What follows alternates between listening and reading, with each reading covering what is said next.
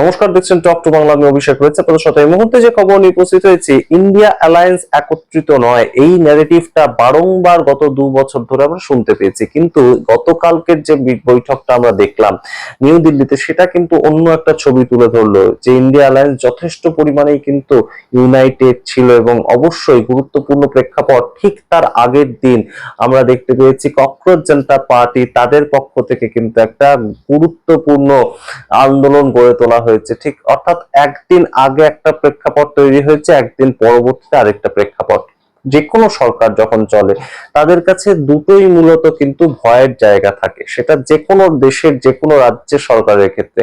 সেটা কি? সেটা একটা হচ্ছে বিরোধীরা একত্রিত যদি হয়ে যায়, আরেকটা হচ্ছে দেশের যে যুব সমাজ বা রাজ্যের যে যুব সমাজ তারা যদি একত্রিত হয়ে যায়। এবং দুটো ঘটনায় এতটাই তীব্রতার সঙ্গে ঘটলো পর পর 6 তারিখ এবং 8 তারিখ। এই দুটো ঘটনায় কিন্তু এই মুহূর্তে বেশ খানিকটা নাড়িয়ে দিয়েছেই বলতে হবে সরকারকে। কারণ যে খবরগুলো উঠে আসছে দিল্লি থেকেই, সেগুলো কিন্তু বেশ খানিকটা চমকে যাওয়ার মতোই। আপনাদের প্রাথমিকভাবে আমরা দেখিয়েছিলাম যে ককরোচ জনতা পার্টি তারা একত্রিত হয়েছে, একটা ফোর্স হঠাৎ করে একত্রিত হলো কিভাবে, সেটা নিয়ে বিভিন্ন প্রশ্ন উঠছে। এবং গুরুত্বপূর্ণ প্রেক্ষাপট যেটা, সেই ফোর্সটাকে কোথাও কি গিয়ে ভয় পেয়ে মোদী সরকার এই মুহূর্তে পারমিশনটা দিয়ে দিল। দিল্লিতে একদম যন্তর মন্তরে যে প্রোটেস্টটা, সেটা তারা দেখানোর সুযোগ পেল। তার কারণটা কি মোদী সরকার কোথাও গিয়ে পিছিয়ে গেল?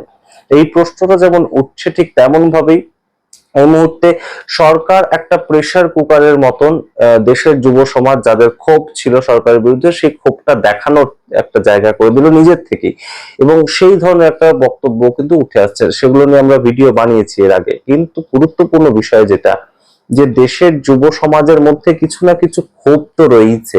এবং যারা প্রোটেস্ট দেখাতে এসেছিলেন, তারা যে কোনো হয়তো কোনো ফোর্স তাদেরকে পাঠিয়েছে। যে অভিযোগটা উঠছে যে বৃন্দাকারাতকে ফোন করেছিলেন অভিজিৎ দীপকে, বৃন্দাকারাত তাদের যে স্টুডেন্টস ইউনিয়ন তাদেরকে পাঠিয়ে দিয়েছেন। কিন্তু তা হলেও তাদের মধ্যে তো ক্ষোভ ছিল। এবং সবাই যে স্টুডেন্টস ইউনিয়নের সদস্য এসেছিলেন তেমন তো নয়, তার সঙ্গে বেশ কিছু সাধারণ মানুষও তো গিয়েছিলেন। আমরা দেখতে পেয়েছি বহু মানুষ এরকম ভিডিও সোশ্যাল মিডিয়াতে শেয়ার করেছেন। কেউ লাদাখ থেকে এসছেন, কেউ উত্তরাখণ্ড থেকে এসছেন, কেউ উত্তরপ্রদেশ থেকে এসছেন, কেউ বিহার থেকে গিয়েছেন। কারণ প্রত্যেকেরই নিজস্ব নিজস্ব দৈনন্দিন জীবনের ক্ষোভ রয়েছে, মূলত যুব সমাজের। এবং বেকারত্ব এই মুহূর্তে অবশ্যই তো একটা বড়সড় ফ্যাক্টর ভারতবর্ষে।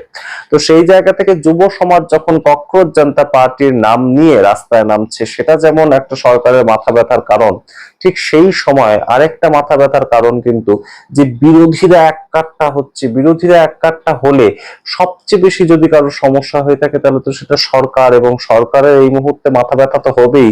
তার কারণ এই মুহূর্তে আমরা দেখতে পাচ্ছি যে পর পর প্রত্যেকটা পার্টি যারা দুর্বল হয়ে যাচ্ছে, তাদেরকে ভাঙানোর চেষ্টা করছে, তাদের পার্টির মধ্যে শীত কাটার চেষ্টা করছে ভারতীয় জনতা পার্টি। সেরকম একটা ছবি গতকালই ধরা পড়েছে। যখন ইন্ডিয়া অ্যালায়েন্সের বৈঠক হচ্ছে, তখনই আমরা দেখতে পেয়েছি বৈঠকের সাথে সাথেই পোস্টার পড়লো একদম রাস্তায় রাস্তায়, যে কে কখন রাহুল গান্ধীকে এই ইন্ডিয়া অ্যালায়েন্সের মধ্যে থাকা নেতারা একদম গালাগাল করেছেন, কটাক্ষ করেছেন। সেখানে মমতা বন্দ্যোপাধ্যায় উপস্থিত আছেন, সেখানে পিনারাই বিজয়ন উপস্থিত আছেন, সেখানে আমরা দেখতে পেয়েছি যে এনসিপি প্রধান শরদ পাওয়ার উপস্থিত রয়েছেন। তাদের কাট আউট দিয়ে বড় বড় করে দিল্লির সাদা রাস্তায় ছড়ানো হলো। এই যে বিষয়গুলো উঠে এসছে, তার কারণটা কি এটাই নয় যে সরকার কোথাও গিয়ে দুটো ফোর্সকে ভয় পাচ্ছে? একটা হচ্ছে বিরোধীরা একত্রিত হচ্ছে, এবং দ্বিতীয়টা হচ্ছে দেশের যুব সমাজ রাস্তায় নামছে। এবং সেই জায়গাটাই তো এই মুহূর্তে একটা চাপা দেওয়ার চেষ্টা। প্রত্যেকটা রাজ্যে বিজেপি জিতলেও এই মুহূর্তে দেশের মধ্যে যে অবস্থাগুলো চলছে প্রত্যেকটা সেক্টরে, আপনারা যদি দেখেন যে পড়াশোনার সেক্টরটা, এডুকেশন সেক্টরে নিট পেপার লিক ইস্যু হলো, সিবিএসসি রেজাল্ট নিয়ে একটা ইস্যু তৈরি হলো, এসএসসি জিডি পরীক্ষা উত্তরপ্রদেশ বিহারে ক্যান্সেল হয়ে গেল। পরপর 3টে ঘটনা একত্রিত ভাবে ঘটলো। কিন্তু তার পরবর্তীতে ধর্মেন্দ্র প্রধান এডুকেশন মিনিস্টার, তার কোনো ধরনের কোনো ইস্তফা হলো না। আমরা যদি দেখি যে একদম মূল্য বৃদ্ধি, যে হারে মূল্য বৃদ্ধি হচ্ছে সারা দেশ জুড়ে, পেট্রোল ডিজেলের দাম গত 4 মের পর থেকে দফায় দফায় যেভাবে বাড়ছে, সেই জায়গাটা নিয়ে সাধারণ মানুষের পকেটে তো একদম ছ্যাঁকা লাগছে। আর কারোর পকেটে তো ছ্যাঁকাটা লাগছে না। সেটা নিয়ে মানুষ যেমন এই রীতিমতন সন্ত্রস্ত, বেশ খানিকটা যারা বিজেপির অন্ধভক্ত বটে, তাদেরকেও তো এই মুহূর্তে সেই দামটা দিয়েই কিনতে হচ্ছে। এবং আপনারা কথা বলবেন বেশ কিছুক্ষণ যে কোনো অন্ধভক্ত বা যে কোনো বিজেপি সাপোর্টারের সাথে, আপনারা দেখবেন তাদের মধ্যে থেকেও এই ধরনের ক্ষোভটা বেরিয়ে আসছে যে সরকার যেভাবে চলছে তাতে কিন্তু অবশ্যই বেশ খানিকটা দৈনন্দিন জীবনে ছ্যাঁকা খেতে হচ্ছে তাদের অর্থনৈতিক ভাবে। তো এই যে ইকোনমিক ক্রাইসিসটা, এই যে একটা রীতিমতন উথাল পাথাল চলছে ইকোনমিক্যালি ভারতবর্ষ বর্তমানে, সেটা নিয়েও কি সরকার কোনোভাবে কোনো নীতি সামনে আনতে পেরেছে? যেভাবে আমরা দেখতে পেলাম যে ভারতবর্ষের সঙ্গে আমেরিকার ট্রেড ডিলটা হলো, সেই ট্রেড ডিলের ভিত্তিটা কি, পরবর্তীতে সেই ট্রেড ডিলে এই মুহূর্তে ভারতবর্ষ সঠিকভাবে কেন জানাচ্ছে না যে তারা কৃষিজ সেক্টর গুলো খুলে দিয়েছে কিনা, এই বিষয়গুলো কিন্তু মানুষ ওয়াকিবহাল হচ্ছেন। এবং অবশ্যই দেশের বিরোধীরা সেইগুলোকে নিয়ে যদি দেশের মানুষকে, দেশের আম জনতাকে সতর্ক করতে থাকেন, তাহলে 2029 সালের ভোটে কিন্তু অবশ্যই 2024 সালের থেকেও খারাপ অবস্থা হতে পারে, সেটা কোথাও গিয়ে বিজেপি মালুম করতে পারছে। এবং সম্পূর্ণটার মাথায় যদি কেউ বসে থাকেন তাহলে সেটা কিন্তু রাহুল গান্ধী। রাহুল গান্ধী তিনি কিন্তু একদম ফিয়ারলেসলি 2024 সালের পর থেকে পর পর প্রত্যেকটা জায়গায় প্রত্যেকটা ইস্যুতে মুখ খুলছেন। তিনি 3টে প্রেস কনফারেন্স করেছেন এবং 3টে প্রেস কনফারেন্সের মাধ্যমে তিনি ইলেকশন কমিশন কিভাবে ঠিক কাজ করছে সেটাকে নিয়ে প্রশ্ন যেটা তুলেছিলেন, সেটা অবশ্যই সমাদৃত হয়েছিল। সাধারণ মানুষ, জেন জি ভোটার যারা, তাদের মধ্যে এই প্রশ্নটা কিন্তু উঠেছিল যে ভোট চুরি কি সত্যিই হচ্ছে। এই জায়গাগুলো কিন্তু অবশ্যই গুরুত্বপূর্ণ এবং মানুষের মধ্যে প্রশ্ন জাগানো, এটাই তো বিরোধীদের কাজ। এবং সেই বিরোধীরা যে কাজটা করছে, তারা যদি একত্রিত হয়ে সেই কাজটা করে, তাহলে কিন্তু অবশ্যই বেশ খানিকটা চাপ তৈরি হবে। ভোট চুরি নিয়ে আমরা দেখতে পেয়েছি সমস্যা তৈরি হয়েছে, মূল্য বৃদ্ধি বিষয়গুলো নিয়ে সমস্যা তৈরি হয়েছে, এবং অবশ্যই প্রত্যেকটা জায়গাতেই কিন্তু এই যে নিট পেপার লিক ইস্যু কিংবা বিভিন্ন ইস্যুগুলো নিয়ে এডুকেশন সেক্টরে, সেখানে ইন্ডিয়ান ইউথ কংগ্রেস ঝাঁপিয়ে পড়ছে রাস্তায়, এনএসইউআই তারা ঝাঁপিয়ে পড়ছে রাস্তায়, অন্যদিকে ছাত্র ফেডারেশন ভারতবর্ষের যারা এসএফআই নাম নিয়ে, তারা রাস্তায় ঝাঁপিয়ে পড়ছে বিভিন্ন জায়গায়।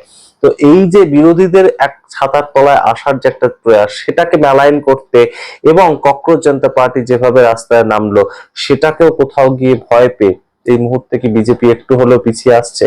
আপনারা কি মনে করেন সামগ্রিক রিপোর্টের ভিত্তিতে অবশ্যই কমেন্ট বক্সে কমেন্ট করুন। এই জায়গাটায় আমরা খুব গুরুত্বপূর্ণ একটা জায়গায় দাঁড়িয়ে আছি, যখন বিজেপি একে একে তৃণমূলের থেকে 20 জন সাংসদ ভাঙিয়ে নিল, রাজ্যসভাতেও সাংসদ ভাঙিয়ে নেওয়ার চেষ্টা করেছে তারা, এবং একদম যোগদান করিয়েছে আম আদমি পার্টি 7 জন সাংসদকে, সেগুলো তারা করছে তাদের মতন। কিন্তু এই কাজগুলো তারা করছে কেন?